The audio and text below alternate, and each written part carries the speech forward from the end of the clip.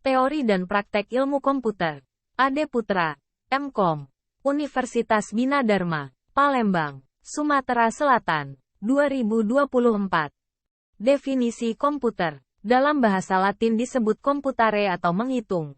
Komputer annual menurut Robert H. Blismer merupakan suatu alat elektronik yang mampu melakukan beberapa tugas, antara lain 1. Menerima input, 2. Memproses input sesuai dengan programnya, 3. Menyimpan perintah dan hasil pengolahan, 4. Menyediakan output untuk informasi.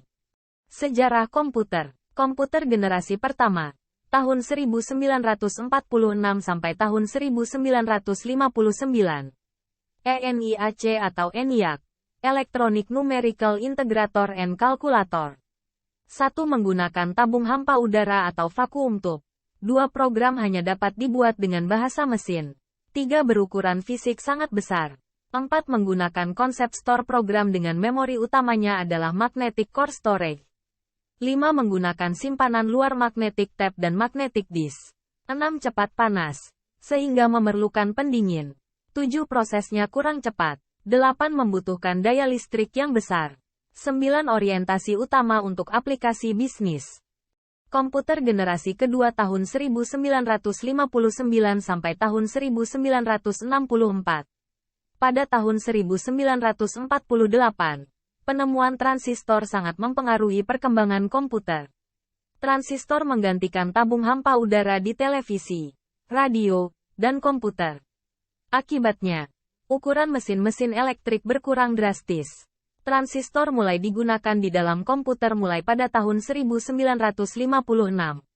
Penemuan lain yang berupa pengembangan memori inti magnetik membantu pengembangan komputer generasi kedua yang lebih kecil, lebih cepat, lebih dapat diandalkan, dan lebih hemat energi dibanding para pendahulunya. Komputer generasi ketiga tahun 1964 sampai tahun 1970. Transistor menghasilkan panas yang cukup besar, berpotensi merusak bagian-bagian internal komputer. Jack Kilby, seorang insinyur di Texas Instruments, mengembangkan sirkuit terintegrasi atau IC atau Integrated Circuit di tahun 1958. IC mengkombinasikan 3 komponen elektronik dalam sebuah piringan silikon kecil yang terbuat dari pasir kuarsa. Para ilmuwan kemudian berhasil memasukkan lebih banyak komponen ke dalam suatu chip tunggal yang disebut semikonduktor. Penggunaan sistem operasi atau operating system yang memungkinkan mesin untuk menjalankan berbagai program yang berbeda secara serentak multiprogramming dan dapat memproses sejumlah data dari sumber-sumber berbeda pada waktu bersamaan multiprocessing. Komputer generasi keempat. Setelah IC, tujuan pengembangan menjadi lebih jelas. Mengecilkan ukuran sirkuit dan komponen-komponen elektrik. Large Scale Integration atau LSI dapat memuat ratusan komponen dalam sebuah chip. Pada tahun 1980-an, Very Large Scale Integration atau VLSI memuat ribuan komponen dalam sebuah chip tunggal. Mikroprosesor merupakan ciri khas komputer generasi keempat yang merupakan pemadatan ribuan IC ke dalam sebuah chip. Karena bentuk yang semakin kecil dan kemampuan yang semakin meningkat dan harga yang ditawarkan juga semakin murah. Mikroprosesor merupakan awal kelahiran komputer personal. Pada tahun 1971, Intel Corp kemudian mengembangkan mikroprosesor pertama seri 4004. Komputer generasi kelima. Pada generasi ini ditandai dengan munculnya LSI, Large Scale Integration, yang merupakan pemadatan ribuan mikroprosesor ke dalam sebuah mikroprosesor. Selain itu, juga ditandai dengan munculnya mikroprosesor dan semikonduktor. Perusahaan-perusahaan yang membuat mikroprosesor diantaranya adalah Intel Corporation, Motorola, Zilog dan lainnya lagi. Di pasaran bisa kita lihat adanya mikroprosesor dari Intel dengan model 4004, 8088, 80286, 80386, 80486, dan Pentium. Komputer modern. Berdasarkan bentuk dan ukurannya, komputer saat ini dibagi menjadi beberapa jenis. 1. Supercomputer, 2. Mainframe komputer, 3. Mini komputer, 4. Workstation, 5. Microcomputer, personal komputer. Supercomputer. Jenis komputer yang paling powerful atau proses paling hebat. Umumnya digunakan menangani aplikasi perhitungan kompleks seperti peramalan cuaca, merancang roket.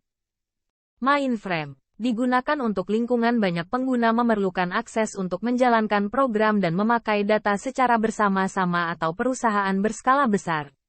Dapat melayani ratusan hingga ribuan pengguna. Digunakan umumnya sebagai server e-commerce atau transaksi lewat internet. Mini komputer, ukurannya lebih kecil dari mainframe dan lebih besar dari PC atau perusahaan berskala menengah, mid-range. Digunakan untuk server jaringan komputer atau server internet. Workstation, komputer single user yang sangat powerful. Umumnya digunakan untuk aplikasi perhitungan kompleks seperti pembuatan animasi komputer. Microcomputer atau personal computer atau disebut PC. Jenis yang paling sering digunakan orang. Mencakup jenis 1 desktop komputer, 2 tower komputer, 3 laptop atau notebook, 4 handheld atau PDA atau palmtop. Klasifikasi komputer. Komputer yang ada saat ini oleh beberapa pakar dikelompokkan atau diklasifikasikan menjadi beberapa sudut pandang antara lain. A. Komputer berdasarkan data yang diolah. 1. Komputer analog. Komputer ini merupakan komputer yang digunakan untuk menerima sinyal analog. Biasanya digunakan untuk melakukan pengecekan untuk data yang tidak berbentuk angka. Karena data yang didapatkan adalah data yang bersifat gelombang. 2. Komputer digital. Komputer ini merupakan komputer yang kebanyakan yang kita kenal. Data yang diterimanya adalah data yang sudah berupa data digital. 3. Komputer hibrid. Merupakan komputer yang memiliki kemampuan dari komputer analog dan komputer digital. B. Komputer berdasarkan penggunaannya. 1. Special Purpose Computer. Special Purpose Computer berarti komputer untuk keperluan khusus. Komputer ini dirancang hanya untuk menyelesaikan suatu masalah tertentu. 2. General Purpose Computer. Merupakan komputer yang dibuat untuk keperluan secara umum. Sehingga komputer tersebut dapat digunakan untuk mengerjakan berbagai macam pekerjaan sesuai dengan kemampuan dan usernya. Personal komputer merupakan salah satu contoh dari kategori ini. C. Komputer berdasarkan skala kemampuannya. Berikut ini kategori komputer yang dilihat berdasarkan kemampuannya untuk memproses, baik dalam melayani user, pemrosesan aplikasi, dan kemampuan untuk melaksanakan tugas dalam banyak hal sekaligus pada saat bersamaan. 1. Small Scale Computer. Komputer skala kecil. Merupakan komputer yang memiliki kemampuan proses dalam jumlah kecil. 2. Medium Scale Computer. Komputer untuk skala menengah. Komputer yang termasuk ke dalam kategori ini adalah komputer mini, yang biasanya melayani penggunanya pada DOM terminal. 3. Large Scale Computer. Komputer untuk skala besar. Komputer yang termasuk ke dalam kategori ini adalah komputer mainframe,